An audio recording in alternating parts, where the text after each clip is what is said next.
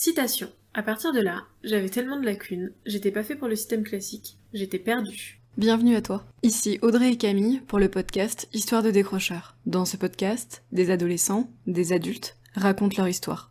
Bienvenue. Ceci est la deuxième partie de l'épisode 1 de la saison 2. À tout de suite. Tu comprends ce mot ? Non. C'est-à-dire qu'ils n'ont pas forcément les réflexes de... Je pense qu'ils ont honte ou ils ont peur de dire qu'ils comprennent pas et du coup ils essaient de faire quand même, et c'est ce qui fait qu'ils se retrouvent beaucoup en difficulté, alors qu'en fait beaucoup d'élèves aussi que j'ai au collège pour Pythagore, ils sont hyper inquiets, et en fait j'essaie de vulgariser le plus possible au début quand je leur explique pour les rassurer, et ils me regardent. Ah mais c'est simple en fait. Bah oui, tout dépend comment tu l'expliques en fait. Et je pense que chaque élève ne comprend pas et n'interprète pas les choses de la même manière. C'est-à-dire que c'est très compliqué dans une classe de 35 de s'assurer que tous les élèves ont compris. Moi j'ai énormément de respect et de compassion pour les profs de l'éducation nationale, parce que s'assurer, ils peuvent très difficilement s'assurer que tous les élèves ont compris, et pour trouver une formulation tout en leur faisant comprendre qu'on parle de tel ou tel mot compliqué et s'assurer que tout le monde ait bien compris, c'est quasiment mission impossible. Indirectement, t'as expliqué ce que tu faisais maintenant au quotidien.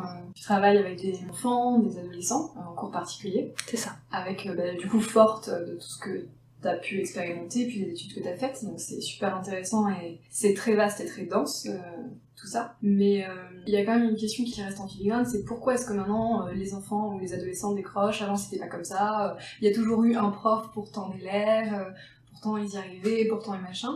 Alors il faudrait qu'il y ait des historiens avec nous dans cette pièce pour attester du fait que le phénomène du décrochage est nouveau, ce dont je doute fortement. Mais qu'est-ce qui selon toi explique que aujourd'hui, on en parle dans les médias, on en parle à la radio, comme d'un phénomène de société? C'est quoi ce phénomène de société qu'on est en train d'essayer de dépeindre? C'est quoi cette réalité que... Je pense que la génération de nos parents, nos grands-parents, n'était pas du tout la même que celle d'aujourd'hui. Il n'y avait pas autant de personnes aujourd'hui qui avaient les diplômes, et du coup, on avait vraiment beaucoup plus accès au métier. Finalement, on trouvait du travail très facilement, beaucoup plus facilement qu'aujourd'hui. Moi, je dis souvent que le décrochage scolaire qu'on constate maintenant, c'est le même décrochage professionnel qu'on constate dans notre génération, la génération Y, parce que toi et moi, on appartient à la génération Y, donc on est nés dans les années 90, et que c'est la même façon, en fait, de dire non à quelque chose qui convient pas, de chercher sa place.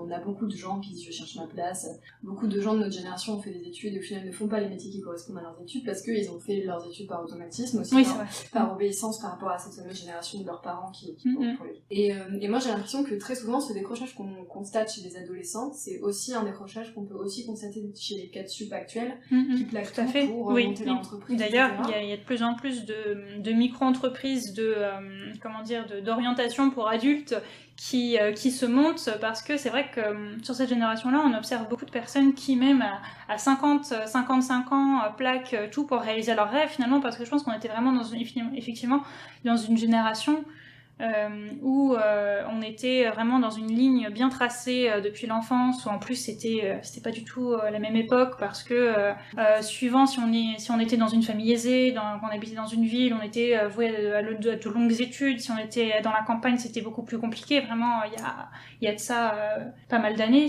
mais je pense que effectivement Je suis pas tellement étonnée que le décrochage soit une problématique très très actuelle, et que je pense que c'est pas forcément pertinent pour essayer de le comprendre, ou en tout cas de lutter contre, que d'à tout prix garder en tête des références d'une époque qui est vraiment plus la même. Effectivement, il y avait aussi des cancres et des décrocheurs à cette époque-là. D'ailleurs, il y a plein de poèmes qui ont été... Je pense notamment à un poème de Jacques Prévert qui s'appelle Le Cancre, que j'aime beaucoup. Il y en avait. On devait simplement moins en parler, c'était beaucoup moins pointé du doigt, on s'y intéressait aussi certainement moins, c'était quelque chose de...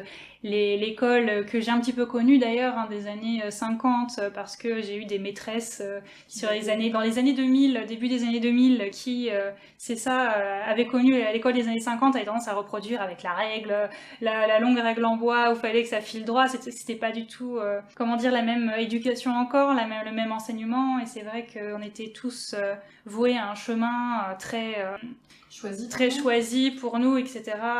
Et forcément, du coup, vu qu'il y avait beaucoup moins de personnes qui étaient diplômées, les métiers étaient beaucoup plus accessibles. Et en fait, vu que il y avait beaucoup plus finalement d'embauches et d'emplois, les élèves, je pense qu'ils devaient se tracer une ligne bien construite aussi. Puis je pense qu'il y avait énormément beaucoup de reprises familiales. Puis il y avait moins de métiers différents peut-être aussi, je pense. Oui, c'est vrai. Donc moins de questions de choix, tout simplement. Oui, toute l'ère numérique aujourd'hui d'ailleurs qui est en train de se développer, où on voit qu'il y a beaucoup de personnes qui ne trouvent pas leur place, qui vont vraiment s'épanouir sur YouTube ou en stream, ou qui vont créer. Je pense qu'aujourd'hui on a beaucoup plus la possibilité de créer et de créer son propre métier et de finalement faire découvrir qui on est et comment on voit le monde et pouvoir être libre de ça.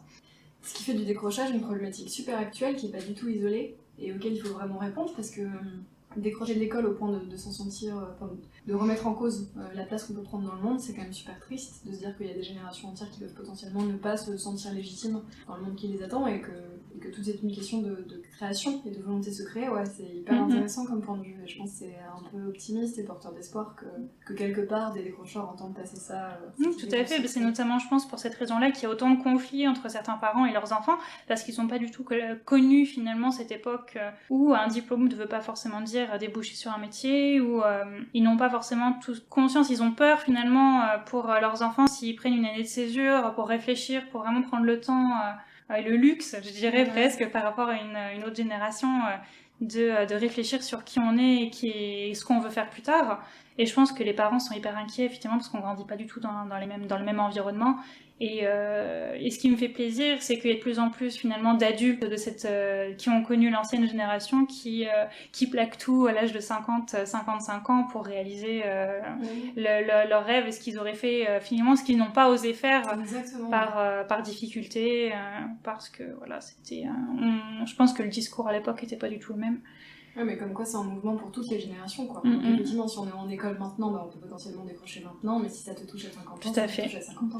Mais je pense que je dis souvent aux élèves que l'idée principale, la raison principale pour laquelle il faut qu'ils choisissent leur métier, c'est qu'ils aiment ce métier, qu'ils aiment ce qu'ils font, et pas pour le salaire ou pas pour parce que forcément les parents que je rencontre disent beaucoup à leurs enfants qu'il leur faut un bon dossier, un bon bulletin, le même discours finalement que moi j'ai eu de la part de mes parents et qui a pu aussi, je pense, me faire perdre du temps. Finalement, on fait encore plus perdre du temps aux élèves parce qu'on se met dans un chemin qui finalement nous rassure et après finalement on se rend compte qu'on n'est pas du tout épanoui dedans. Et je pense qu'il y a aussi énormément de parents qui ne sont pas épanouis dans leur métier malheureusement.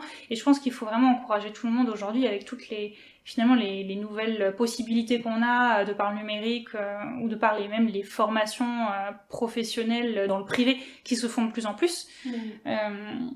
Encourager finalement à trouver un métier qu'on aime faire parce qu'on va le faire longtemps.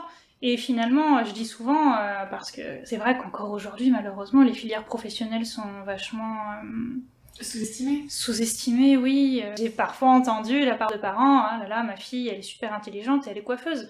Oui, mais je leur dis, vaut mieux être une super coiffeuse et coiffer super bien, être visagiste, coloriste et faire aimer son métier, aimer le faire. Dire une coiffeuse contente qu'une ingénieure triste. Oui, ou qu'une mauvaise ingénieure, quelqu'un qui va faire des bêtises dans son métier, qui va ou même pas s'épanouir et finalement ça sert à rien.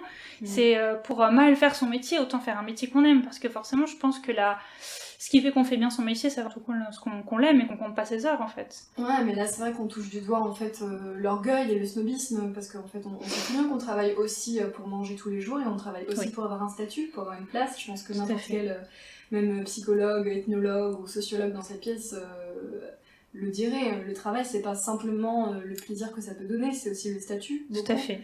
Et d'ailleurs c'est assez intéressant parce que ce serait ok pour être une coiffeuse, mais t'es la chef des coiffeuses et tu fais beaucoup d'argent. Et c'est vrai que ça passe, je pense, par une période d'instabilité pour après viser finalement la stabilité. Et si on échoue, je veux dire, c'est pas un échec en soi, c'est on aura essayé et au moins on n'aura pas de regrets.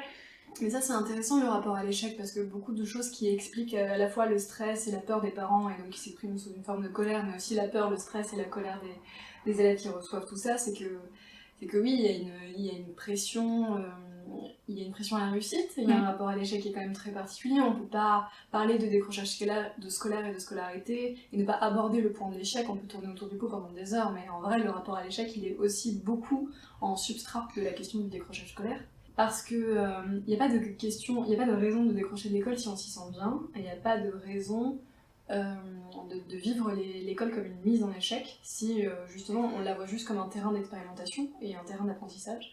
Pourquoi est-ce qu'aujourd'hui, encore, alors on est française donc on va parler de la France, mais sans doute qu'il y aurait d'autres gens avec d'autres cultures qui pourraient venir nuancer le propos, mais comment ça se fait qu'en France, l'école, ce soit tellement, et pour tellement, et de plus en plus, juste une source de mise en échec perpétuelle. Je refuse de croire que c'est une question de volonté, parce que c'est beaucoup trop simpliste. C'est quoi ce lien entre l'école et l'échec ? Effectivement. Je pense que c'est comme ça aussi beaucoup qu'on évalue les élèves, c'est-à-dire que bon, il y a de plus en plus de collèges qui n'ont plus de notes, mais voilà, bon après c'est des couleurs.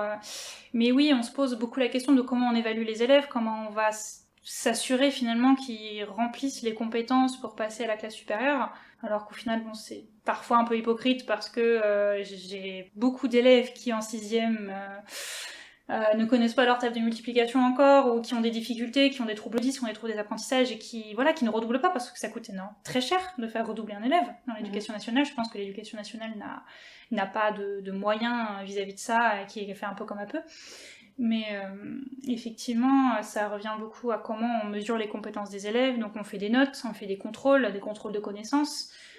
Donc les élèves s'imaginent, enfin en tout cas ils travaillent plus pour le plaisir finalement d'apprendre ou d'avoir des connaissances et de les réutiliser dans leur vie de tous les jours. Ils travaillent pour avoir de bonnes notes, pour finalement ne pas échouer.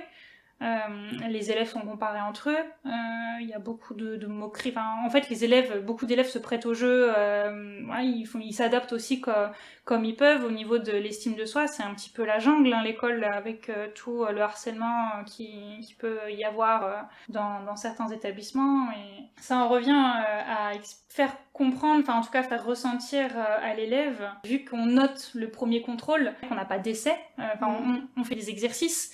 Mais c'est vrai que, bim, il y a la note qui tombe direct, et c'est vrai que ça suppose qu'il faille finalement réussir du premier coup. Alors que l'être humain, on est fait pour finalement avoir beaucoup d'essais avant de savoir faire quelque chose correctement. Un petit peu comme quand il n'y avait pas de notion d'échec quand on apprenait à marcher quand on était petit, et qu'on s'est gamellé plein de fois. Il n'y avait pas de notion d'échec en tout cas moi c'est pas ce que j'ai connu, mais voilà, pour apprendre à faire nos lacets, tout ce qu'on a appris finalement dans la petite enfance, ouais, on s'en foutait de tomber quelque part. C'était normal, c'était attendu. C'était normal, et c'était, oui, tout à fait, c'est ça. Et je pense qu'il faudrait, en tout cas, essayer de privilégier ce fonctionnement-là à l'école, en expliquant aux élèves que c'est normal de se tromper. Et d'ailleurs, ce que je leur dis à chaque fois, c'est, à ton avis, pourquoi t'es à l'école, pourquoi l'école existe? Et ils me disent, pour apprendre des choses. Et je leur dis, mais est-ce que tu penses que si personne échouait, ou si personne se gamellait, l'école pourrait te servir. Enfin, si tout le monde savait finalement déjà tout, est-ce que l'école existerait ? Et là, ils ont un pas de recul en se disant « Ah oui, ben non, du coup. » Et mais c'est ça, en fait. Je pense que finalement, ça vient du fonctionnement des évaluations en priorité. Forcément, on sait pas, il n'y a pas encore trop... Enfin, il y a tout un re-questionnement là-dessus. Mais voilà, c'est un petit peu, pour le moment, c'est comme ça, et c'est vrai que les élèves sont évalués sur la première fois sur quelque chose, et je pense qu'ils oublient que c'est normal de pas savoir quelque chose, de pas connaître, ou nombre de fois qu'un élève comprend pas quelque chose dans un cours et qu'il ose pas lever la main pour demander. Faut dire aussi que bon, certains instituteurs, même dès l'école primaire, je sais que j'ai des élèves qui me parlent de leurs maîtres et maîtresses parfois, où c'est un petit peu particulier. J'ai notamment une élève qui a un maître qui ne donne pas, enfin qui donne des exercices, un devoir à faire à la maison, mais qui ne donne pas de consignes. C'est des exercices de maths la plupart du temps, comme un petit peu des petites épreuves logiques. Il n'y a pas de consigne. Donc il faut un petit peu deviner ce qu'il faut faire. Donc ça, l'élève est complètement perdu. Si il ne comprend pas direct ce qu'il faut faire, et il se sent nul. Ouais, puis c'est le rapport à la consigne. Oui, le rapport au cadre. Quel cadre il faut mettre, dans quelle mesure cadre autorité, c'est pas forcément toujours la même chose. Et en fonction des âges, et s'adapter. Mais ça questionne beaucoup le profil de l'enseignant aussi. C'est ça, puis je lui dis, t'as pas demandé, tu demandes pas à ton prof quand tu comprends pas. Il y a certains instituteurs qui jugent, qui ne répondent pas et qui n'apportent pas de réponse en répondant, tu sais ce qu'il faut faire. Et ça, quand j'entends ça... Ouais, c'est la solitude de l'élève face à la tâche à accomplir, quoi. Oui, et là je me dis, heureusement que mon métier existe, parce que, bon... Bah justement, c'est intéressant, et je pense qu'on va finir là-dessus. C'est du coup, toi, t'as été une décrocheuse scolaire, et pourtant, bah, aujourd'hui, je veux dire, t'es quand même auto-entrepreneuse, on peut le dire. Oui. Donc c'est dire le niveau d'énergie, d'envie, d'investissement que t'as été capable de fournir pour en être là. Donc déjà, est-ce que, de ce point de vue-là, t'aurais quelque chose à dire? Et surtout, j'aime beaucoup finir le podcast en disant que, quelque part, t'as un petit peu de temps de parole, une forme de mini-tribune. On parle du décrochage scolaire depuis tout à l'heure. Est-ce qu'il y a quelque chose que tu aurais envie de dire, soit aux parents, soit aux ados, soit aux deux, soit aux enseignants, soit aux professionnels, n'importe quelle personne qui aurait cliqué sur ce podcast parce qu'il écrit Parole de décrocheur et qui pourrait tomber sur ton témoignage et sur ta parole? Est-ce qu'il y a quelque chose de particulier qui te tient à cœur? Je dirais simplement, et ce que je dis beaucoup aussi à mes élèves, et je pense que c'est intéressant aussi que les parents prennent toute cette dimension-là. À partir du moment où on est motivé, enfin finalement, où on a une passion, où on a un intérêt pour quelque chose, et que forcément du coup on trouve cette motivation. Les bonnes notes, elles viendront d'elles-mêmes, et en fait c'est vraiment dans ce sens-là que ça doit se faire. C'est vraiment trouver sa motivation par l'orientation et aussi, comment dire, dans le plaisir aussi d'apprendre qu'on oublie beaucoup aujourd'hui à l'école. Faut pas oublier que oui, c'est l'enfant, quand il est petit, il est curieux de tout, il pose... il y a cette fameuse période autour de 3-4 ans où l'enfant, il pose je ne sais combien de questions par jour parce qu'il est hyper curieux de son environnement, il faut pas perdre ça. Faut pas perdre ça, même si aujourd'hui il y a énormément de choses qui existent sur YouTube... Et YouTube, c'est pas juste un réseau social où il y a des vidéos d'humour ou des jeux vidéo de chats, voilà. Il y a aussi énormément de plateformes éducatives en ligne et qui font passer les choses beaucoup dans le concret et où c'est super intéressant. Et si voilà, on est dans un établissement qui nous convient pas trop, on peut toujours aller chercher, il y a énormément de choses à l'extérieur à aller chercher, il faut essayer de ne pas se couper en fait finalement de ce plaisir là d'apprendre. C'est pas une contrainte d'apprendre, enfin en tout cas ça devrait pas être une contrainte. Et à partir du moment où on a cette envie et couplée à la motivation de vers où je vais, même si il y a rien qui doit être prédéfini à l'avance, hein, c'est quelque chose finalement qui évolue au fil du temps. On ne devrait pas demander aux élèves en 6e de alors qu'est-ce que tu fais plus tard et hop tu te traces ton chemin et forcément tu quittes pas cette route. Essentialiser les profils. Oui, c'est ça. Faut prendre les choses comme elles viennent, finalement comment on évolue, parce qu'on évolue énormément entre la 6e et la terminale, et même après, moi, je me prends en exemple souvent, j'ai su ce que je voulais faire en 2017, c'est-à-dire voilà, j'avais 22 ans, et donc finalement ça peut venir très tard, et c'est pas grave, il y a des personnes, c'est 50, très 55... tard, ça peut venir à 22 ans, oui, non mais moi je veux dire, ça peut venir très tard, parce qu'il y a des personnes, voilà, qui plaquent tout, comme je disais tout à l'heure, à 50, 55 ans, et c'est jamais trop tard. Et je pense que tout choix fait avec le cœur n'est jamais regretté et est super important. Finalement, c'est comme ça, je pense qu'il faut vraiment prendre les choses, parce qu'au final, le jour où je me suis retrouvée face au service civique je partais vraiment pas du tout dans la scolarité au début, en sortant de mes études de psychologie, je défilais les services civiques qui étaient devant moi, et à un moment donné j'ai vu lutte contre le décrochage scolaire, ça m'a parlé et je ne saurais pas expliquer du tout. J'ai eu cette intuition qu'il fallait que oui, je me détourne un petit peu de ce que j'avais prévu pour aller vers ce qui m'attirait, ce qui me donnait envie et vraiment ce qui me parlait pour le coup. En fait c'est marrant parce que c'est que ça dont on parle depuis tout à l'heure, c'est juste une question d'envie. Et alors c'est sûr que de le dire comme ça sert pas à grand chose, mais c'est un vrai point de départ dans la réflexion. Et d'arrêter un peu la culpabilisation et puis peut-être de jeter un éclairage en chouille différent sur le rapport à l'échec. Mais même pour nous les adultes, c'est valable. Tout à fait, il faut que les parents se rassurent à partir du moment où leur enfant trouvera sa motivation, son plaisir d'apprendre, c'est les bonnes notes, elles s'en suivront forcément. C'est obligé. Merci beaucoup d'avoir pris du temps pour venir raconter un bout de ton histoire. On se rend compte qu'il y a énormément de choses à dire, on est un peu tenu par le temps, il y a moyen qu'il y ait des épisodes 2 et 3, et même qu'on ait des entretiens un peu ouverts et un peu plus pratiques avec des échanges de conseils. Et voilà, bonne journée à tous. Bonne journée à tous, au revoir. Merci beaucoup d'avoir écouté ce podcast jusqu'au bout. S'il vous a plu, vous pourrez retrouver tous les épisodes de la saison 1 sur notre chaîne Spotify. Vous pourrez aussi retrouver ces épisodes sur YouTube, sur notre chaîne Le Terrain Tremplin. N'hésitez pas non plus à naviguer sur notre site internet www.leterraintremplin.com et retrouver notre onglet blog dans lequel nous écrivons des articles témoignages sur les adolescents que nous avons rencontrés et sur les expériences pédagogiques qui sont les nôtres. Merci et très belle journée à vous.